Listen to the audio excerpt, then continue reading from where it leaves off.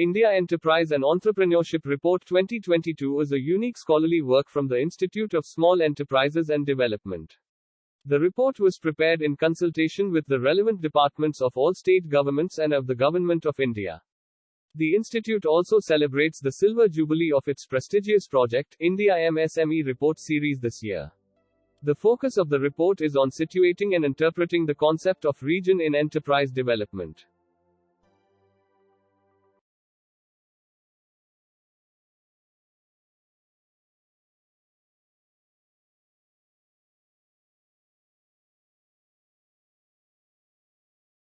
Coming to the report, Please. And this report, in fact, it should be understood in relation to two things. One is the kind of work that has been happening under the banner of the ISED Small Enterprise Observatory over the past 25 years. And this is the Silver Jubilee year of the observatory. And along with the observatory, there is a twin child, and that is the India MSME Report series, which is looking into state of small, micro, small, and medium enterprises in the country. But as all of us know, small, micro, small, medium enterprises, they have been typically described as the base of the pyramid. Naturally, I mean, in terms of numbers, no, they are the largest group among enterprises in the country, naturally in any part of any other country also. And focusing on these enterprises at the national level, as all of us know, is an extremely difficult task, because you will have to arrive at conclusions on the basis of such a very diverse and dispersed sector of the economy over a short period of 1 year, which is the reporting period. And now, having completed 25 years of our exercise in the subject area, we thought that there need to be a more focused attention on the kind of developments that are happening at the state level. Not only state level, I would say at the sub-national level, because whenever we are talking about India's sector, means one will be making conclusions on the basis of the broad, very broad national level experiences. But here the attempt is on looking at particular states, and looking at the states is a country in itself. The kind of enquiries that has to happen, it should be below the level of the state, which again means sub-state level, the district level, as well as considering India's pattern of decentralization at the local self-government level. But all this cannot happen in the short run. In the long run, there is a potential, and this potential we are looking at in terms of bringing out a report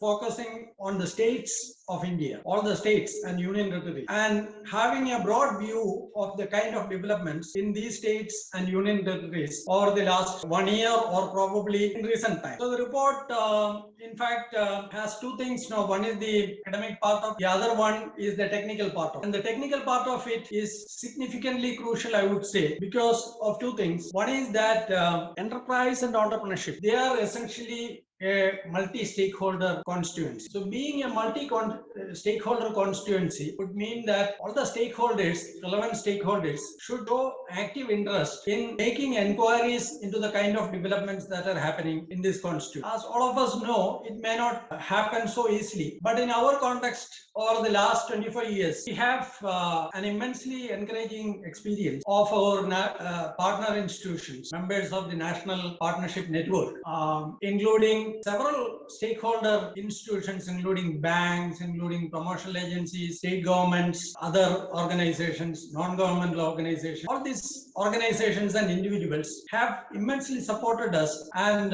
because of that, now we could make a platform which is facilitating the kind of work that is happening at the level of the observatory. As also, we have a particular program in itself, and a center, particularly a center, looks into the kind of developments at the state level, ISED Center for Monitoring Enterprise Development in the states. And both national level institutions as well as state level institutions have provided immense support.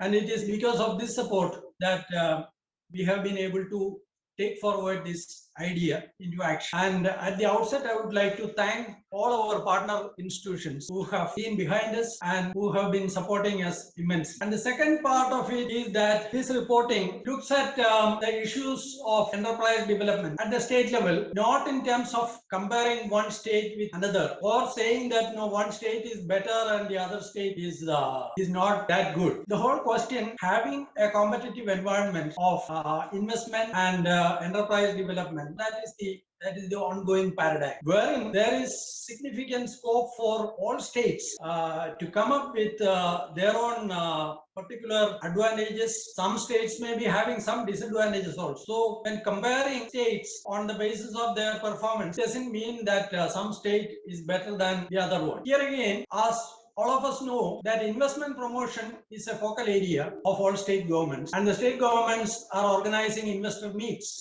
in almost all states. This has been happening on an annual basis, and wherein the question is, there are two questions. One is that on the basis of this kind of initiatives, what is the output of that? What are the kind of achievements in relation to that? Number one. And number two is that the achievements of the states need not be simply in terms of the kind of efforts they are putting in at the moment. There may be better opportunities also, better strategies also, and those things one will have to find out and will have to share among the states. There is a significant opportunity for that.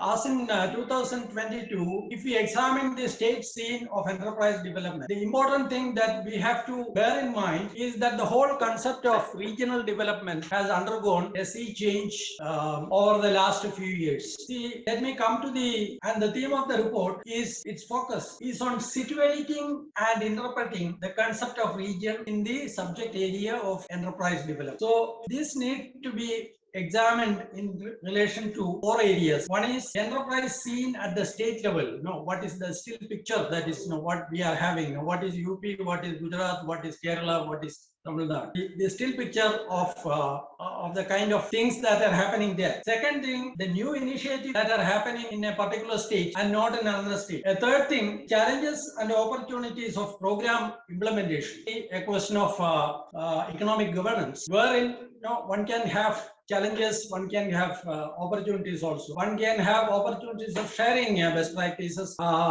There may also be situations where some of the natural advantages of a particular state and the state may not be having. So that would mean that comparing these two states also would become irrational. The fourth thing is a question of branding of states. So this is significantly happening at the moment because the kind of investor meets that are happening in the states, most of the states now, is essentially an attempt at showcasing the state before the international audience and the national audience. And this whole question of branding also, there is no harm in states competing each other. In fact, they should compete also. But competition be on the basis of the relative advantages of particular states, so that the kind of competition between states will be leading to something very positive at the national level. And it should be an attempt at having much greater achievements at the national level, rather than one state making some achievements and others not having those. Next, the question again, we have to discuss a different pattern today. See, look at the traditional concept of a region. The concept of a region or regional development, since independence, we have been focusing on regional development. And in fact, the thrust on development of SMEs, micro enterprises and all that itself is one of the objectives is balanced regional development. And two things are striking there. One is employment promotion. When it comes to enterprises or self-employment activities, there's a huge opportunity of creating employment in the short run. And the second thing is obviously, as I mentioned, the balanced regional development ideas. But now, today, the focus is changing radically. What is important today is positioning the regional economy in the global value chain. As we have seen during the COVID days, how the global value chains becoming so powerful and influential on regional economies. It is important to note that value chains are operative. It is operative at the national level. It is operating at the international level also, regional level also. But then the thing is that value chains, global, national, and national, are influenced significantly by global economic processes. And that is the kind of development that is happening in the recent times. So when we discuss the question of regional development, this angle has to be brought to the fore. That would again mean that there is a significant paradigm change. And this significant paradigm change is from the regional development or conventional understanding of its constraints and opportunities. That is one side of it.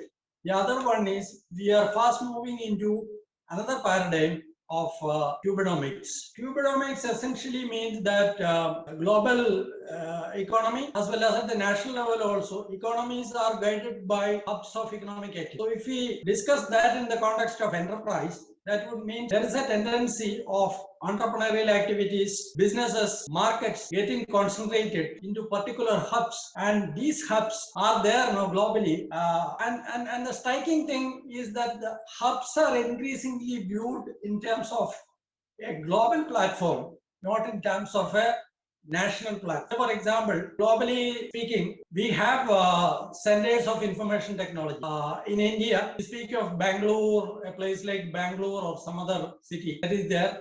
We try to compare that with another hub in another country. So the comparison goes that way. That would again mean that our social orientation behind regional development, that again has to be juxtaposed with the kind of objective developments that are happening in the economy, nationally as well as globally. Therefore, the concept of regional development needs some kind of a reinterpretation based on the objective opportunities and constraints within which enterprises will have to operate. And if this is the background which we are having, again that would mean that small businesses, medium businesses, large businesses have their own advantages and disadvantages. Behind that, again, these global trends and patterns are there as strong influence. The challenge of public policy today is minimizing the conflict between regional and global factors to the advantage of the regions. How this would be done, it's a question of policy, it's a question of strategy. We have tried to, at the ISED Small Enterprise Observatory, we have tried to examine this in relation to a plus and minus model. This is proposed by the observatory. It puts forward two triangles that explain the process of local enterprise development. If you look at the local scene is influenced by two triangles. And these two triangles are different. They are governed by different variables. There is one triangle which is the contributory triangle, which examines the relationship between the factors that contribute to local enterprise development. That may be natural legacy, advantages of a region. Say, for example, if we look at Coimbatore, if we look at Trichy in Tamil Nadu, there are certain advantages. These advantages, say for example, if you go to the textile hubs, the textile legacy is there. If you go to the engineering clusters, you have the engineering process capabilities are there. That kind of capabilities may not be there in some other region of the country. So the implication is that when it comes to policy, having more of numbers of businesses being started up or promoted by itself may not help, and that may not help the mission of regional development. Then the other part of it is the deterrent triangle. The deterrent triangle, on the contributory triangle,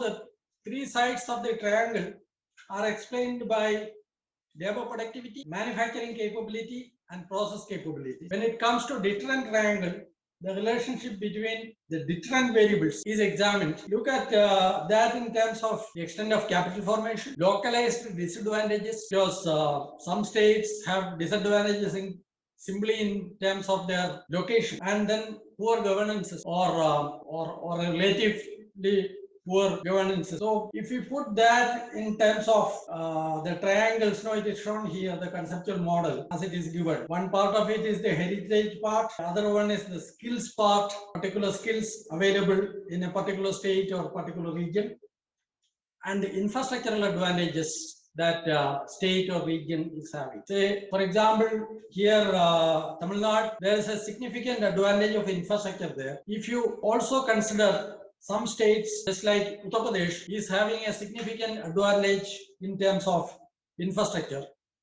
Come to Kerala, there is a significant advantage in terms of heritage. But the same heritage advantage we find in states like Tamil Nadu, textile heritage, and Uttar Pradesh, say, for example, the Aligarh metal industry or that kind of things. If you go to Kanpur, leather, just like that. So deterrent triangle also the same thing. Some states are having advantages in terms of major capital investments happened over a period of time, not now, over a period of time.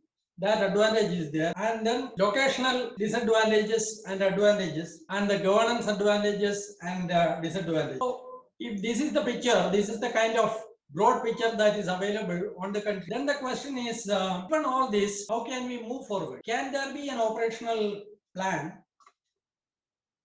And how this operational plan has to be arrived at? So this essentially is a question of identifying the causal relationship that are available from the regions, from the states. Any massive program of entrepreneurship development requires a mechanism for regular monitoring of not only businesses, advantages, investments, but also the demography of businesses. What is happening there in terms of new businesses that are coming, businesses that are exiting, and the net balance of it, how many are surviving, that essentially is the alter ego of morbidity position, which means how many businesses are healthy and what is the net result of that on the regional economy and the state's economy, and essentially in terms of the contribution they make to the economy. Another thing which we are used to generally at the state level, naturally the political compulsions are there. States, governments will have to showcase their achievements. That is applicable for other regional governments also. And in such a competitive environment, the achievements on the enterprise front has been picturized in terms of a kind of stock flow relationship. Stock is the kind of activities, businesses that are there, and the flow is the net additions to that over a period of time. This relationship is examined. It is natural that every government in the states or in the municipality or in the districts, they would try to a large number of enterprises or entrepreneurial activities over a period of 1 year, say if it is a reporting period, and that is shown as a success story. So generally, this kind of achievements are compared between states. One state has achieved so much and another state has achieved so much. But then when it comes to the core of it, it cannot be the criteria for comparison of states. The criteria should be more based on the relative advantages of particular states and regions, number one. And number two, in terms of even both the positives and the constraints, taken them together, how they together contribute to the national economy and how they contribute, number one, and number two, how they contribute to the society. Because we, as in 2022, we have a national policy, and the national policy of development of the country is strongly aligned with the sustainable development goals and the goals we are looking at in terms of what we are aiming for 2030. So on the basis of that, the NITI Aayog also has come out with an index for comparison of states on the basis of certain parameters, and this has been used as an indicator, index of comparison. But then the NITI Aayog exercise also, as a preliminary and elementary exercise having all its positive contributions, these positive contributions can arise only if the data system in the states, the quality of the data, the systems, procedures at the state level gets improved over a period of time, number one. And number two is that on the basis of this, a realistic reporting of the kind of development at the state level happens on a regular basis. So strengthening the base of enterprise linkages and entrepreneurship at the regional level. The micro as a subset of the meso and the macro. This kind of a relationship, this need to be constantly monitored and it has to be reported. Such a clear regional story can help us for a national plan and a national strategy in a more successful and meaningful canvas. And in this context, what is the offering of the report that is being presented here? It is called E&D report. E&D report stands for India Enterprise and Entrepreneurship in the States. This is an annual exercise expected to be, and this annual exercise is meant at two things. One is that at the national level, what are the kind of broad developments that are happening relating to enterprise development and entrepreneurship promotion, number one.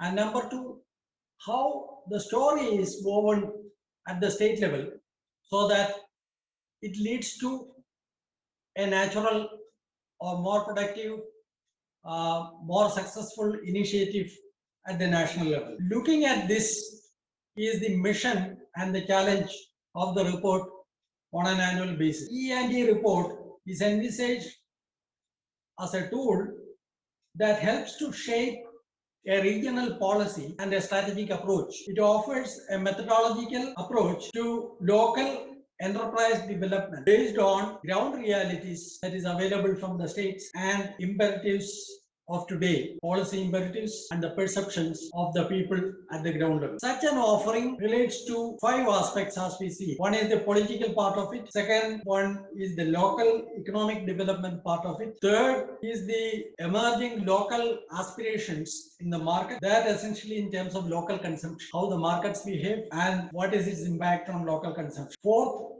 is the role of the social and solidarity economy, organizational part of it. As we have seen it in times of a crisis like COVID, we have seen the influence of this sector, and based on that experience, a new thinking, the thinking was earlier also it was there, but it is getting strengthened in terms of global organization and global inquiries by academia. And the fifth point, that is the need for branding of states. I mentioned earlier, because branding of states is a question of incentives. At the state level, if at all development has to happen, the word development is a quite abstract word. It has to be operationalized, and how this operationalization will happen. And when these things get operationalized, then that creates a comparative opportunity or an opportunity for comparison of states, learning from each other, taking success stories and some of the backward states, supposed to be backward states, catching up with others. So this process will go on. Okay, that thing has, as I mentioned, it has to lead to a national perspective on development. The comparative experience of development in India has been analyzed today on the basis of the SDG index, as I mentioned. Though it is a step in the right direction, it needs to essentially on the basis of 3 of the SDGs that are relevant to the context of enterprise and entrepreneurship. That is 1, SDG number 8 speaks of the labor market. Number 2, SDG number 9 speaks of economic growth, and number 12, which speaks of how production takes place. So this again leads to important questions that seek answers. One is, how does India's entrepreneurship base, we can call it the E&D base, contribute to global sustainable development goals? Number 2, how important the 3 SDGs we mentioned, 8, 9 and 12 in defining India's SDG score at the global level. And number 3, how does the enterprise and entrepreneurship base of a state, say Karnataka or Kerala or some other state, so that contributes to India's country's enterprise and entrepreneurship base? That essentially means the regional contribution to the national economy and to society. So this leads us to a strategic approach, how to move forward. The country needs an entrepreneurship source policy, and possibly we have been articulating this for the last many years. And I would say this is the message that has to be delivered on this National Day of Entrepreneurship. It is not simply more of the same thing, you know. It should be something that is qualitatively different, and its distribution among the states. More important is the additions to the overall base of developed qualitative terms, not only in terms of quantities as we are practicing it today. And then each state has its strategic approach in terms of its future. So it is not a question of comparing one state with another state. It is a question of, on a particular platform, learning from each other. Everybody trying in their own way grow and to contribute to the national economy and society. The question, given the relative advantages of each state, how can they contribute to the national goal of sustainable development? Of course, it needs a strategy for sustainable development, and that is the motto of the institute also. Thank you very much.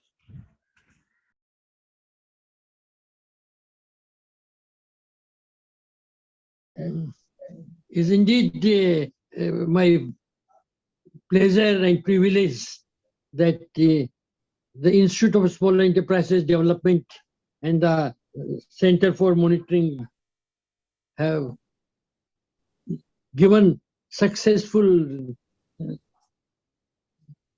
very useful and important report on the state of entrepreneurship and the challenges ahead. As we all know, ours is a country of small enterprises in the name of informal sector or the subsistence sector. About 85% of India's workforce obtains its livelihood and makes its important contribution, reciprocal contribution to the rest of society and economy. Now, its important role has now, for some time, come to be accepted universally. For example, even some of the most important economists in the globally, like Professor Solow, they explain and show how the labor market is a social institution, and labor market being a social institution, its participation in the economy, its participation in providing people the livelihood, the means of satisfying their wants. That is, it goes beyond exchange values to the fulfillment of the role of use values.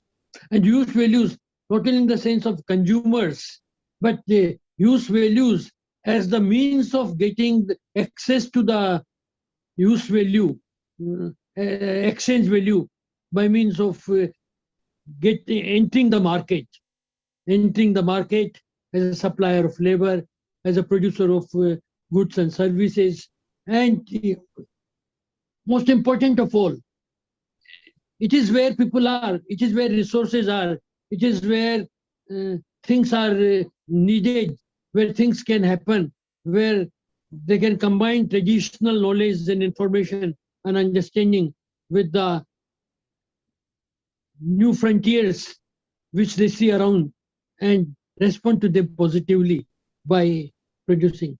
Now, naturally, we do come across a basic contradiction.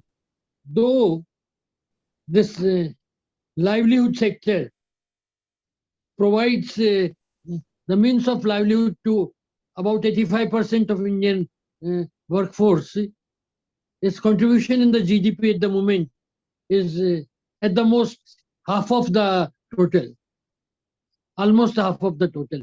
It means the scope for increasing it, the scope for bringing increasingly more and better goods, more useful goods, goods with higher productivity, with higher level of participation, higher level of satisfaction.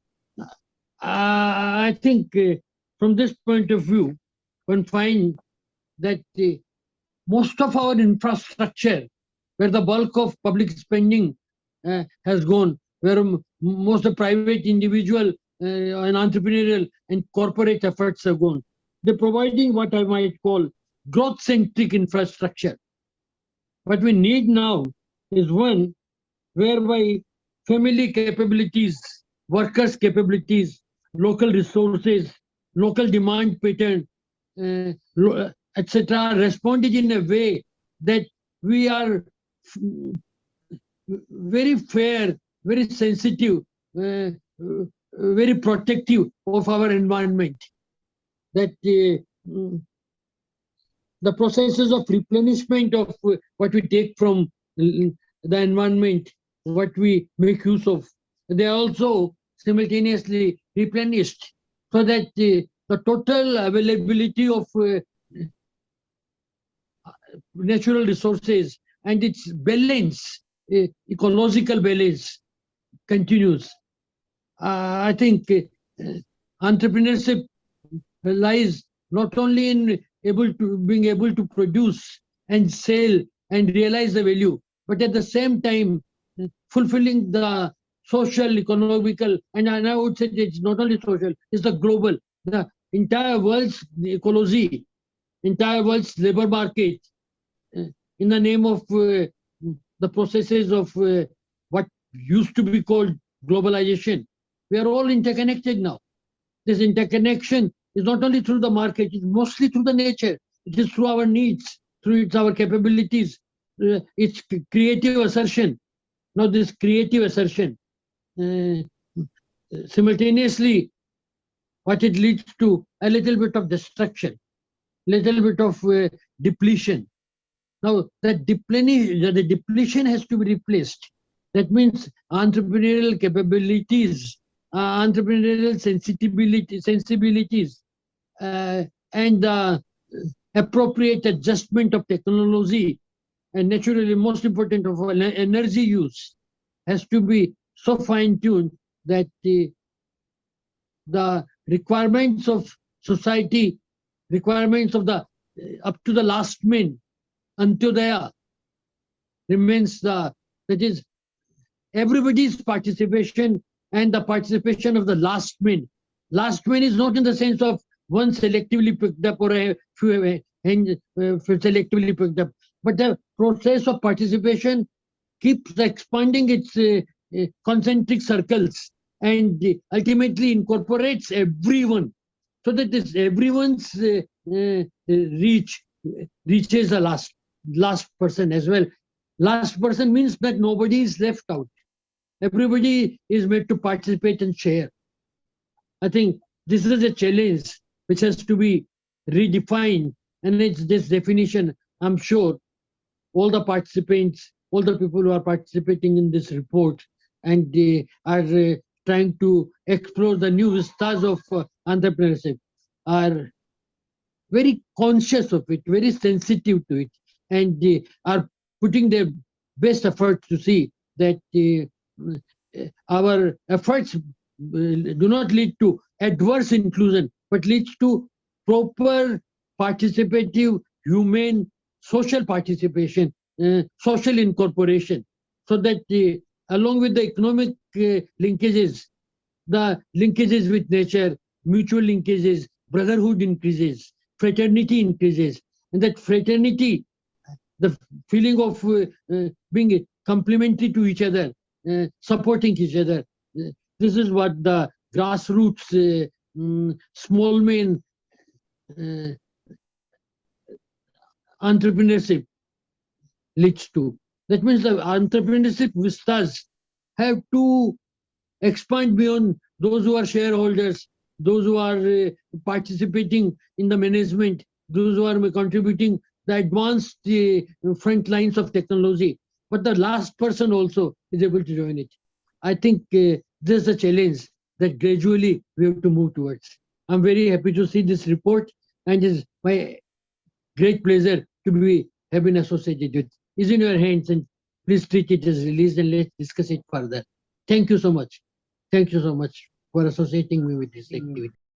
I'm delighted to be part of this wonderful celebration of the National Entrepreneurship Day, and particularly with this Institute for Small Enterprises Development, ISED, on the occasion of not only celebrating this day but also the release of this report on National Enterprise and Entrepreneurship report in the states.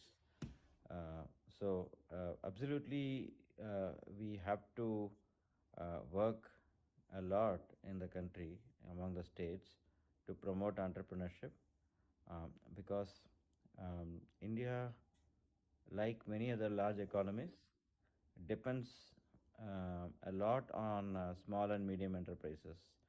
So the individual enterprises, entrepreneurs, they mean a lot for the development of the country. And this is the same, even in some developed countries, which many of us may not know. But of course, in the developed countries, the proportion of medium-sized enterprises in this whole bucket of micro, small, and medium enterprises combination would be much higher.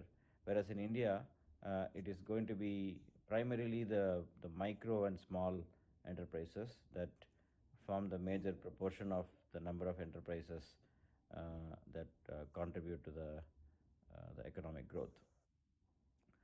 So it is very important to promote entrepreneurship and work on small enterprises across the country. Many initiatives have been taken by the central government and several state governments to promote this culture of entrepreneurship, address the needs of small entrepreneurs, and also I always think about the graduation of the micro enterprises into small enterprises, small into medium, and then medium into large. So it will be great if all the entrepreneurs, they start with that kind of an ambition or inspiration, so that they don't get stuck with one level of success, but they keep progressing to the next stage. So in order to do that, we need several facilitation components, like financing, credit availability, quality, compliance standards, and technological support, innovation, intellectual property, and so on. A lot of things have to be facilitated at a small enterprise level. So the government has several schemes on it, and many more things have to be done in this regard. For example, when enterprises start off, I always request all the startups and the enterprises that I know of to think global. Even if you may be catering to the Indian market, the domestic market, the local, state level, or district level markets, but start thinking global, because if you only if you think global, you can actually not only get better value for money, in the sense you get greater prices, greater value added, and so on, but also in this interconnected global world, despite the recent tensions that are happening in terms of protectionism and deglobalization and so on, despite all this, we are intricately interconnected. So unless we take the initiative and think global and compete with other countries in other markets, it is quite likely that at some point of time, the markets, the sectors, the commodities, the goods, the services where we have a very clear advantage today and where we are doing very well in the domestic market, it is quite likely that we may be displaced by the import competition. Why? Because unless we go global and we aspire to beat our competitors, it is possible that they may come to our market and encroach into our territory. The government can only go so far in terms of increasing tariffs and non-tariff measures and so on. But these things are not sustainable. So we have to develop this innate competitiveness, the the inherent skills and comparative advantages by openly competing in the international market. So that is one message I would like to deliver and request. I would say I would call this as a request rather than a message to all the entrepreneurs across the country to think global from day one. So with that short message, I would like to conclude my address, and I would also like to, in addition to thanking Professor Matthew for inviting me for this, I would also privilege to invite Dr. Rajan Sudesh Ratna, Deputy and Senior Economic Affairs Officer at ISED.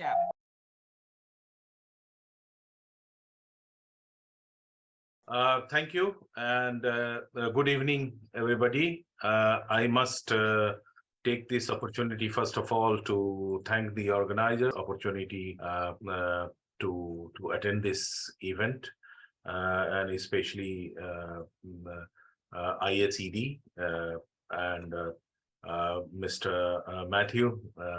Personally, I must sincerely acknowledge that effort of connecting with UNESCAP. This is a very important and relevant topic, and I also congratulate you for this India Enterprise and Entrepreneurship in the States report of 2022. There are many things which have been dealt in this report, I'm sure, and I heard Dr. Matthew speak on that and the other speakers. In case of India, we do understand that MSME is the backbone of Indian economy.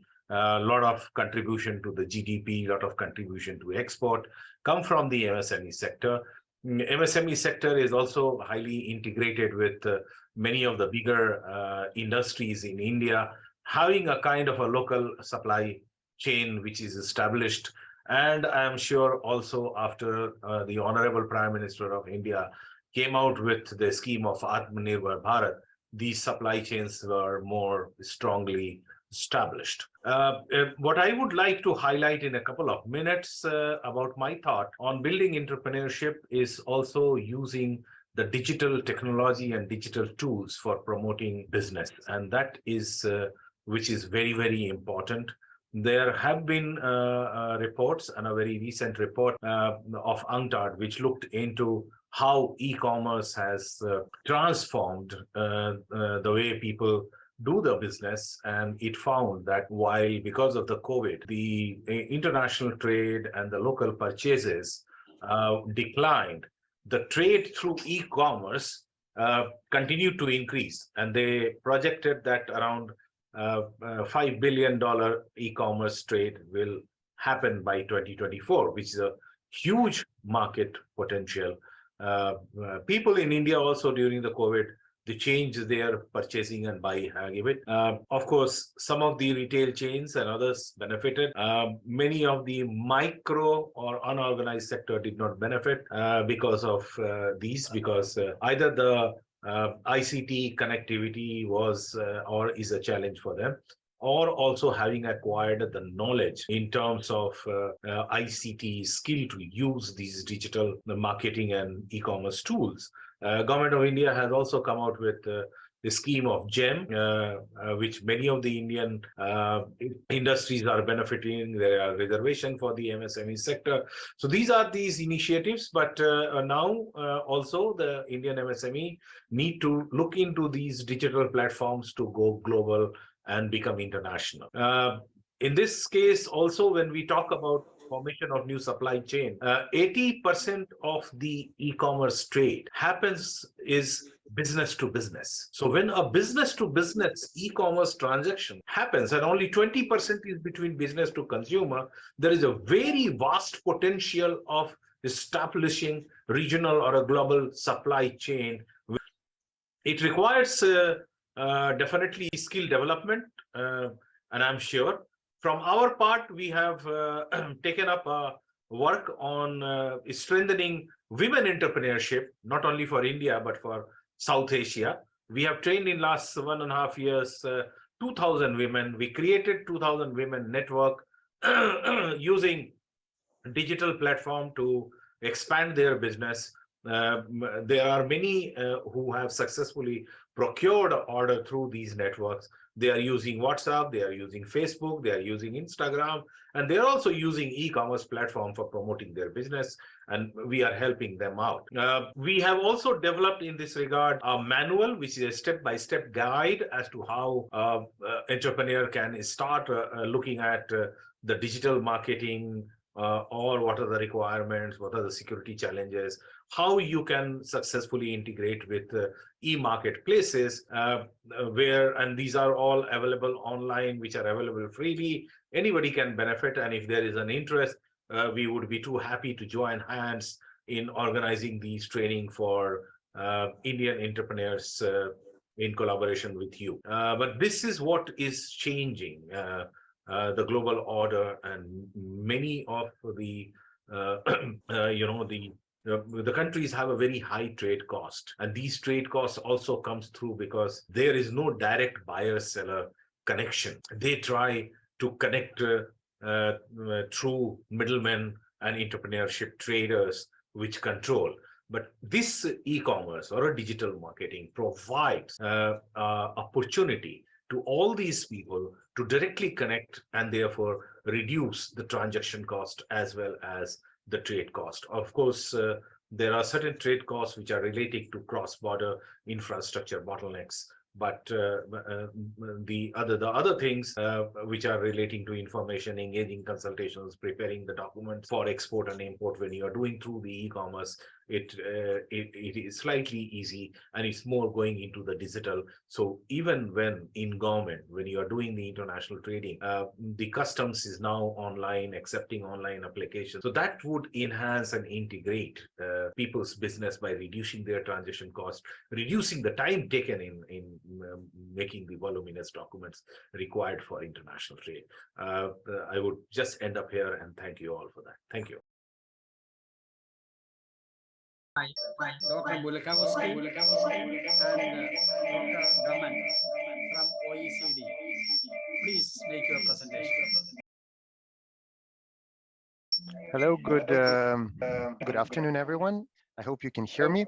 And I just wanted to thank Dr. Matthew and also Dr. Ratna for giving these comments, and other speakers. Congratulations on the delivery of the report. And I just wanted very briefly, before I go into the short presentation about the OECD and our relevant work, just to highlight that the issues that you have mentioned today during the presentation are, of course, very, very important. First of all, digitalization. Just yesterday, I was at the presentation of the report of the colleagues from the Asian Development Bank, specifically focusing on the digital entrepreneurship. They have a focus of it. And one of the things that they mentioned, and I just want to build on this, that actually digitalization also created new opportunities for many businesses. It decreased costs for becoming a business, for creating your business, and for sharing information, and of course through e-commerce, through international trade. And also, when we say international trade, it's not only in selling but also into buying. Another element I wanted to build upon is just to make a comment to the element of Dr. Matthew mentioned, that also entrepreneurship plays a very big role in achieving the SDGs.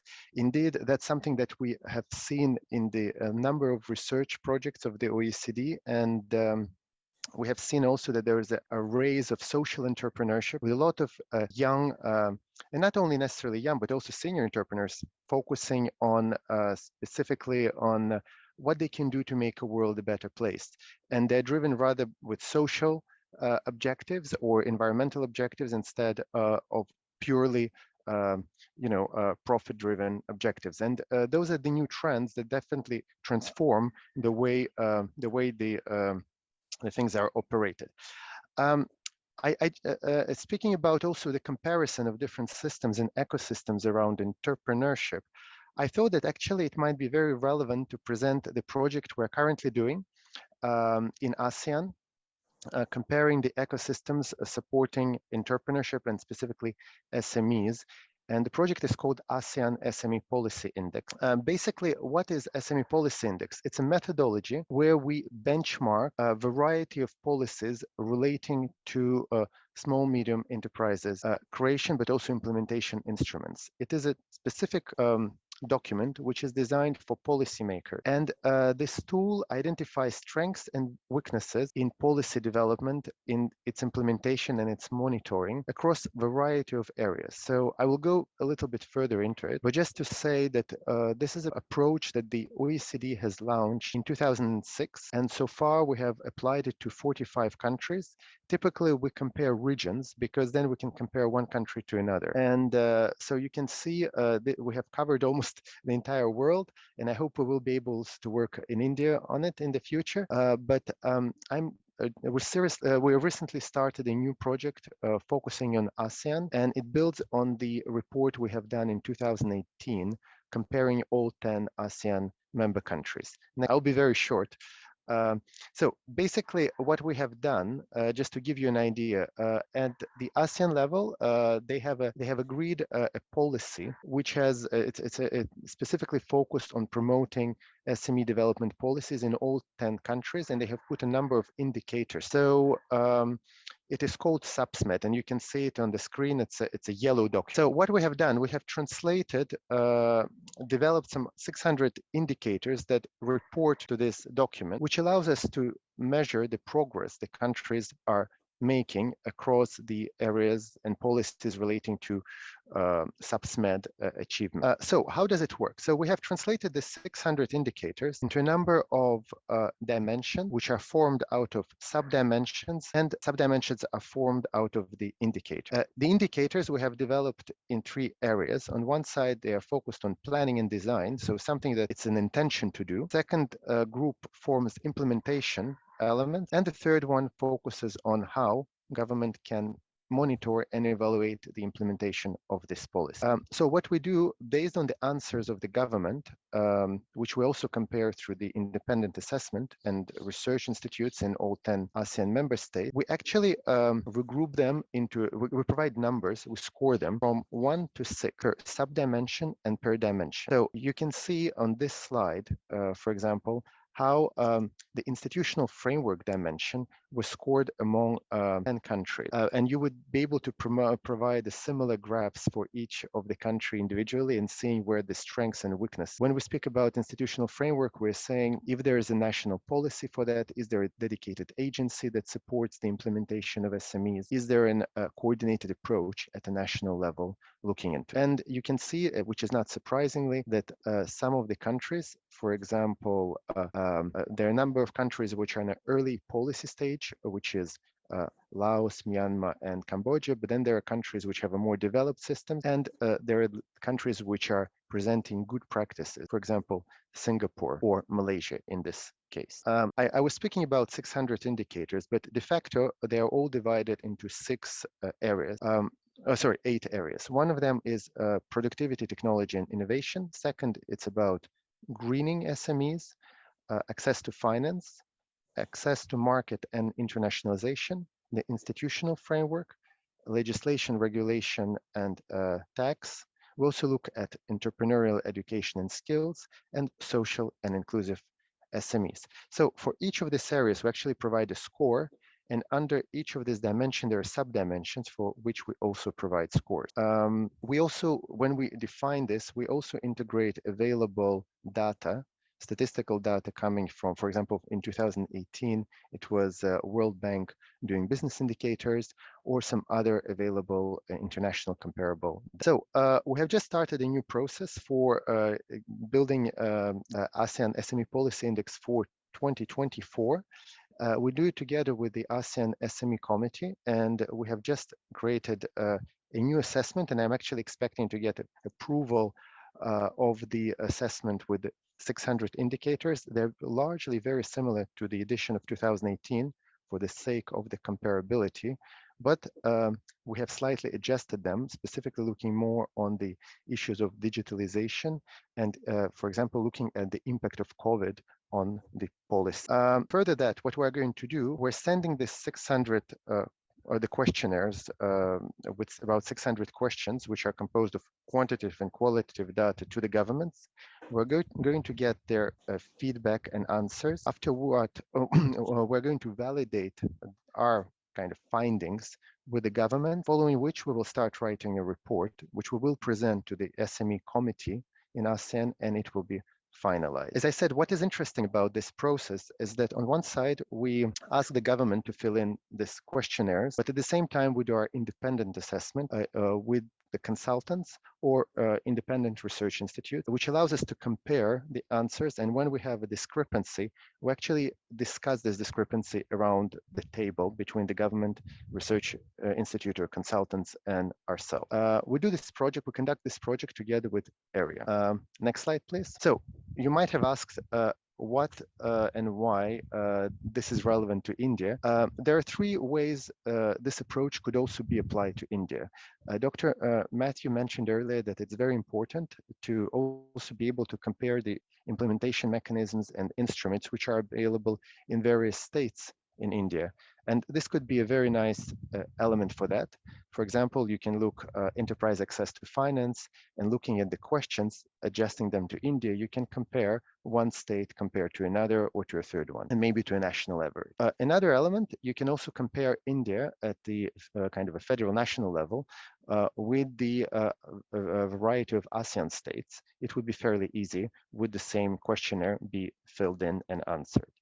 And finally, because we have data covering over 45 countries around the world, could also be used in order to have a customized approach comparing India to the countries which are more relevant. I'm just saying potentially some of the large federal states, for example, to Brazil or to some other countries. That might also bring some of the interesting findings and potentially a learning for the policy. Voila, with this, I just wanted to present you this relevant research, which we do at the OECD around the world.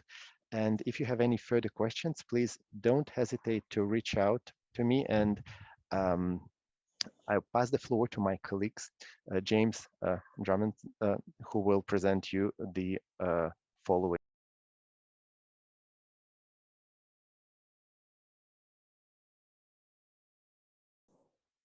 Thank you very much, Max, and thank you very much for to Dr. Matthews and all the colleagues on the line today for also having me here today. So my name is James Drummond. I'm in a sister division to Max's. I'm getting some feedback on the line. If someone has their microphone on, can I please ask you to? Thank you very much. So I'm in a sister directorate to Max, where we focus on better regulatory policy making.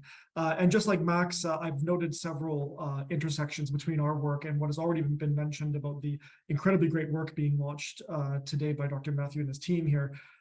First of all, of course, this movement towards digitalization and what we're calling agile governance is a very big and important movement right now across the OECD and really across the world, and really a focus on how we can use digital tools and better regulatory governance processes to reduce burdens and make better policies, also in support of the SDGs as well. And I'm really struck by some of the comments that have been made already today about inclusion for all, which requires a barrier-free approach. If you have barriers in place, it's really hard to include everybody, and a need to align many different institutions and different policy areas, which requires a coordinated approach. And it's exactly these sort of ideas that we explore in the sort of concept of better regulation. So I'm looking forward today. I have a few slides as well, and happy to take questions at the end as well. But before I get into the nuts and bolts of it, I just want to take one step back and just make the point that regulation is incredibly important to achieving the goals of building entrepreneurship and promoting SME development, because it's one of the three major tools that governments use to achieve their policy agenda, alongside both fiscal spending and taxation as well. And fundamentally, what regulation does is encourage people to start doing something or stop doing something. That's fundamentally what regulation is meant to do. On the start doing something side of things, there's a famous picture some of you might have seen from the Empire State Building being constructed, where you see workers very high up without safety gear on. If one falls, it's probably disaster. And regulation has encouraged people to start adopting things like safety gear to help promote safety at the workplace, which keeps people employed, keeps people in their jobs, keeps jobs moving forward, and it's better for everyone involved. But then we also stopped doing something, and here is maybe an overly dramatic photo of pollution coming out of a smokestack. And of course, regulation has encouraged the reduction of those pollutants and helped make a cleaner planet, which will be really important going forward. And the point I'm bringing up this for is to note the human impact of regulation. Regulations fundamentally affect people. And if you make it difficult or hard for people to comply and read, like first and foremost, read the regulation, understand the regulation, but then comply with the regulation, it just will not achieve its outcome of getting people to start or stop doing something. And this is where we have this framework called better regulation or good regulatory governance, where we look at the entire system of policymaking and look at ways in which reforms can be added to help make better policy. Here involves a strategic approach that involves actually making high-level commitments to better regulation, identifying reforms for all the various institutions that are involved in regulatory policymaking, using tools that generate and use evidence to make better policy, and then thinking about how all these elements come together. And when the system works well, it uses evidence-based policies or generates evidence-based policies that have the dual impact of protecting society and the environment, while also promoting the function of good markets, such as building entrepreneurs. And today, you'll see my presentation mostly focus on elements of the regulatory management tool space, but happy to comment on it more broadly. And just as a bit of a sort of a setting the baseline, where this information comes from is the OECD policy standards. We have passed 4 recommendations on better regulation, which is the soft law of the OECD. It's what members agree on should be the rules that we all abide by. And those are quite legal and quite high level, and they're implemented by the OECD best practice principles. You see 8 of them there that we have developed over the course of the last decade or so. And these have been developed through our OECD committees and networks. The highest level is the OECD Regulatory Policy Committee, which is our governing body of all better regulation officials from across the OECD and partner countries. But then we have networks like the Network of Economic Regulators and the ASEAN OECD Good Regulatory Practices Network, where this is dived deeper into at sort of a policy or regional level. And I'm highlighting ASEAN similarly, both because they are the neighbors to you guys, and there's lots of good work being done there.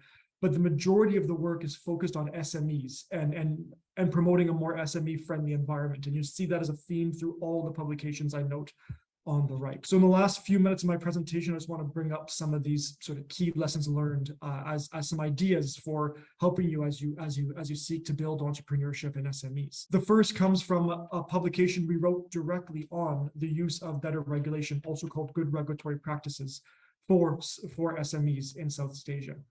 And some of the key lessons that come out of that is first to recognize that there is not one singular type of entrepreneur or SME. There's many different types. Some want to stay local and just have a thriving business at the local level. Some want access to global value chains, and many in between. And that we need to be thinking about these different types of groups and different types of people as we're developing policies. And as well, remembering that compared to large corporations, SMEs can struggle with regulatory compliance. First of all, understanding very complex regulations, but also how they frequently change. Large corporations can employ teams of very highly educated lawyers that are dedicated to regulatory compliance. SMEs fundamentally cannot do that. And so understanding and adjusting is quite difficult to them. And overly burdensome regulatory requirements are a factor that limits the growth of SMEs from informal to formal businesses, which I'll pick up again in my next slide. And the fundamental conclusion is that we need a better regulation approach to SMEs that focuses on developing a fair, transparent, clear, and effective environment that is dedicated to these different needs of SMEs where we can. And picking up that transition from formality to informality, informality to formality, excuse me, that was written on in 2017 as well with business registration principles for the ASEAN region. And this was fundamentally written from the perspective of governments want to and should be encouraging businesses to become formalized. This both provides obviously a revenue base for governments because they enter the taxation system, but also provides a number of benefits. Governments can provide more strategic and targeted policies when they know these SMEs exist, as well as can provide them legal protections. They're no longer at risk of criminal penalties or liabilities. And it gives them access to things that help them grow, such as bank credit or government support that often need formality to be able to access. And the fundamental argument of that paper is that compared to, when firms want to make that decision to go from informal to formal, they fundamentally compare the cost of doing so. They compare the cost of the burden of registration with the ongoing compliance costs, taxes, licensing, labor laws, etc., and what benefits they'll receive out of it. And if that calculation is too costly, they're just not going to invest in becoming formal. And it creates, again, this sort of barrier to becoming. And that paper goes through a number of different pillars and ways forward that governments can use to make more business-friendly registration principles that is very fundamental to growing SMEs and entrepreneurship. And as my very last point in my about 10 minutes or so that we have to discuss, I just wanted to note a tool that literally came out today. This was released today.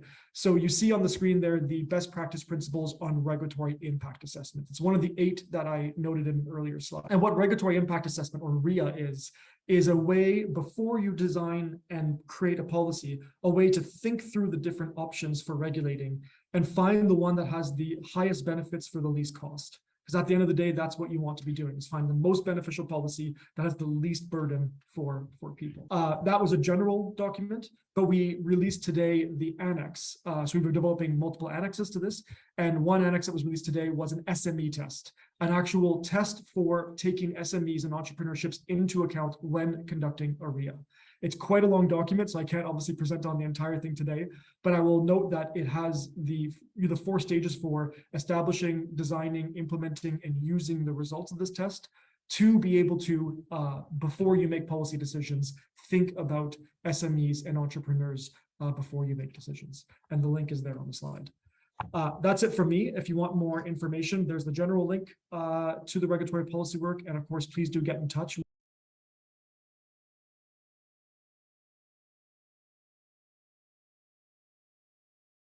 We are organizing various training programs for entrepreneurs, budding entrepreneurs, first generation entrepreneurs, as well as second generation entrepreneurs also.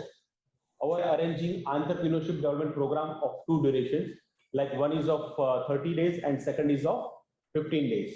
So these are basically daily non-residential program we are arranging at our institution also. We are arranging at taluka level. We are arranging at district headquarters also. We are arranging at various block levels also, as per the need of an entrepreneur or as per the need of particular interested groups. We are into skill as well as entrepreneurship development. The CED is basically working under the aegis of industries and mines department. So like 3D printing is also one of the very nice topic, like artificial intelligence, blockchain technology. So that kind of special topics, we are also arranging a sector specific program for this particular sector. Apart from that, we are helping MSME manpower also in sharpen their basic soft skills. Okay, we are organizing various soft skill training programs. We are arranging personal effectiveness programs. We are arranging human resource programs for the manpower from MSME sector. Okay, these programs are also very regular program. Like we are arranging at various district level, taluka level, as well as head office level also. So these are the various training programs we are arranging, like CED is arranging, like second generation program, human resource program, as well as entrepreneurship development program and techno EDP programs too. Apart from this entrepreneurship program, we are also working as a nodal agency for implementing Gujarat industrial policy. That is basically a skill development policy. Okay, we do have more than 40 plus skill upgradation centers across Gujarat, where we are organizing various skill development programs like fitter, welder, turner, logistic related training programs, sewing machine related training program. Okay, so welding, that kind of computer related training program. So that kind of specialized skill based programs also we are arranging from CED. So we are also one of the implementing agency working for Gujarat Industrial Policy. So this is our mandate. We are working as a friend, philosopher, and guide for every entrepreneur. Okay, we are helping them to enable them to launch their business. Okay, we are also providing post-training handholding support.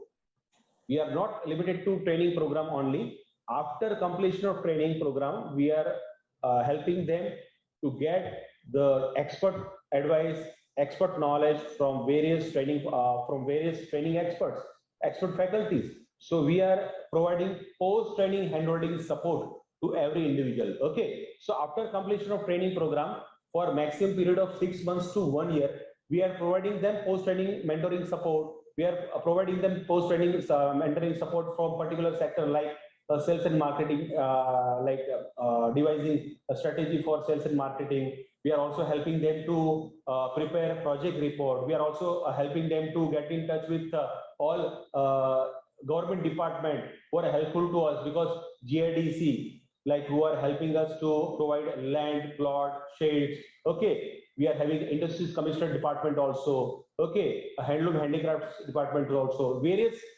sector specific government departments also are there who are helping every entrepreneur. So we are getting connected. We are just coordinating with them and helping our entrepreneurs to connect with that particular department. So that is our PHS activity, post-training handholding support.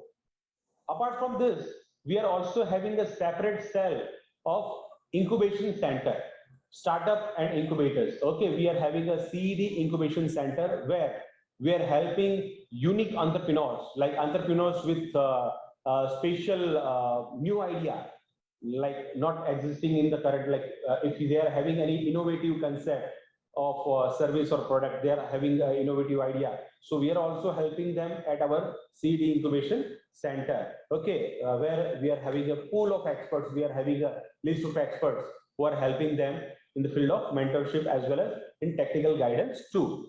Apart from that, we have established separate counseling cell for women also.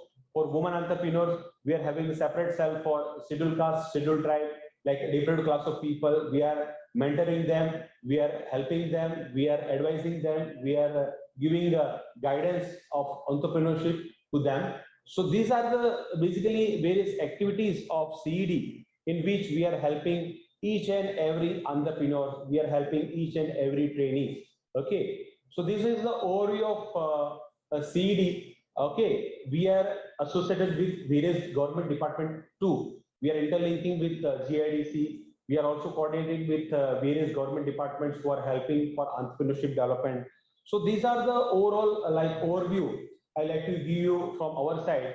And I have just mentioned in my slide our contact number, our email ID too. At the last slide, you just go through the last slide where I have just given my contact number. These are the basically general presentation about our department. Like this, back, आगे जाओ, आगे नहीं, department website है नहीं? I have mentioned the website of our CED also. Like anyone can access the website, as well as we are having an online registration on that particular website too, because our whole work is done through the particular MIS system. We are having a very transparent way of working. We are having MIS, we are having biometric attendance, face reading attendance. We are having a certificate system through well-defined MIS procedure. As of now, we are working, focusing on key sectors that are clean, green, smart, and sustainable environment also. Okay, as of now, we are focusing on green entrepreneurship, like we are organizing various techno ADP as well as general ADP programs, particularly with the focus to solar energy, wind energy, waste from waste, waste from waste. Okay, that kind of program we are arranging. We are arranging a program for Vipassana meditation, because that is also a very important aspect for every entrepreneur. Okay, apart from that, sattvic food, like we are promoting sattvic food concept also to our entrepreneurs. So that is also a part of our training program. So these are the various points as well as concept we are incorporating in our training program. And our website is ced.gujarat.gov.in. I just mentioned in my presentation too, ced.gujarat.gov.in. So this is what from our side, from CED, and we are always happy. We are always happy, as well as we are always ready to organizing this kind of training program for every aspiring entrepreneur. So that's it from.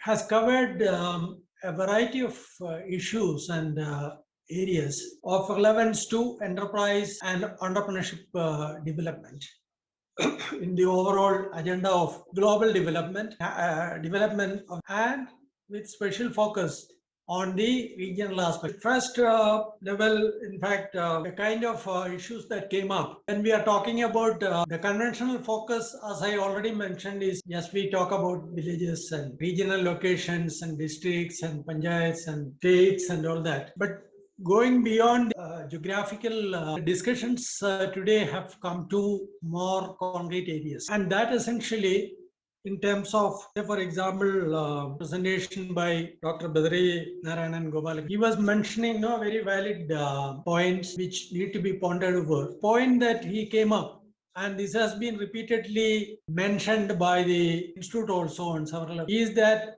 we can talk about national trade promotion and all that. That is one part of it. But on the other side of it, nurturing a culture of trade within the local economy itself. I mean, the not only on business, but the way business is done and the orientation of business, and creating a particular kind of a culture within business is, in fact, the challenge and opportunity of promotional programs. The other end of the spectrum, now there was the presentation by Mr. Dharmendra Pandya, who again mentioned about the kind of initiatives being undertaken by the EDI. No, it is the Center for Enterprise Development, is the EDI of Gujarat. The kind of training programs that are happening there. But between the two, there is a lot of scope for initiatives, new initiatives, and it is these new initiatives that need to be discussed today. Very validly, Dr. Rajan Sudesh Ratna also mentioned about the digitalization process that is happening. But then again, coming to digitalization, it is a point of contention, possibly, I mean, among entrepreneurs themselves. That again is a culture. So those those who are open to that culture and those who are not open to that. Essentially, when we talk about enterprises, which are the enterprises? The enterprises, the bulk of them are the small enterprises, the micro enterprises. And these enterprises are having a variety of constraints, and with these constraints, trying to better the situation. And that is the challenge and the opportunity, and wherein, I mean, we have to again come back to the regional economies. Approaching the regional economy also, we cannot go just by the beaten track. We have to examine them in the context of the emerging situation, the kind of new emerging situation, trying to maximize the opportunities, trying to minimize the constraints, and then what are the kind of strategies that one can shape. And this is essentially a process that has to happen at the states and the districts at that level, and not at the national level. So here, obviously, there are certain areas of constraints. One is how sound is our understanding of the regional economy. On what basis, on what evidence base are we planning for the regional economy? And what are the grounds on which our policies and strategies have been built up in the regional setting? These are the areas that need to be examined. Incidentally, since Gujarat is mentioned. In fact, no, years back, no, we tried to, at the institute, we tried to examine the Gujarat economy in relation to the contribution of the SME sector there. Over time, even the state has changed a lot in terms of its industrial structure and its locational features and all that. And what I would say in response to what Mr. Dharmendra mentioned is that no, these are areas no one has to examine and look at in terms of the initiatives of the state government as well as of organizations like EDAs and all, how they have responded. I mean, what is the impact of that at the field level and how things can be improved. No, this is something that obviously we also would be happy to explore and work together. And altogether, today's deliberations have come out very well. We have dwelt into a variety of issues, a good spectrum of issues, and this obviously I think no should be the nutrient for our further reporting in the years to come. So thank you very much, and thank you all of you for the patient